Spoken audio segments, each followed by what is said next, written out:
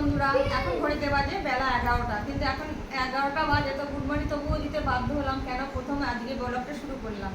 তো দেখো কাঁচা বাজার কি কি এসেছে। এই দেখো আজকে কাঁচা বাজারটা, আজকে কাঁচা বাজারে এই দেখো এটা হচ্ছে বরবটি। এটাকে কেউ বরবটি বলে, কেউ লাফা বলে, কিন্তু আদৌ এটাকে লাফাই বলে। দেখো লম্বা তো, এটাকে লাফাই বলে। আর কি আছে, আচ্ছা এই যে ভেন্ডি, কচি কচি ভেন্ডি, বেশ ভালোই হবে। ভেন্ডি সেদ্ধ খেতে তো ভীষণ ভালো লাগে আমার গরম ভাতে।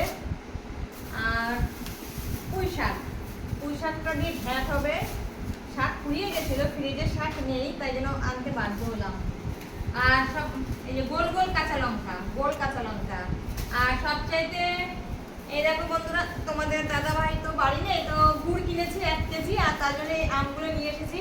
এটা দিয়ে আম গুড় করবো তোমাদের দাদা ভাইয়ের জন্য। তো আম ঢেলেই দিই, কাঁচা আম, এটা একদম কাঁচা আম। এখানেও 3 কেজি কাঁচা আম এনেছি আজকে। বাবু সোনা সরে যাও। হ্যাঁ, আর এই দেখো আমার মেয়ে সব সময় আম আম আম। আগের দিনকে আম আনলাম 3 কেজি, আমি এখনো খাইনি, আমার জন্য 2টো পড়ে আছে। আর আমার মেয়ে সকালে 2টো, দুপুরে 2টো, রাত্রে 2টো খাওয়ার পথে এমনি বসে থাকবে, ওর আম না খেলে সময় কাটে না।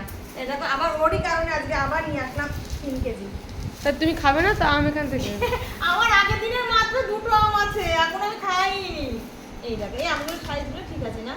তো এই দেখো বন্ধুরা, আজকে কিন্তু এই হচ্ছে আজকে কাঁচা বাজার। মেইন উদ্দেশ্য ছিল আজকে আমার কাঁচা বাজারে এই আমের জন্য আজকে মানে কাঁচা বাজারটা করলাম।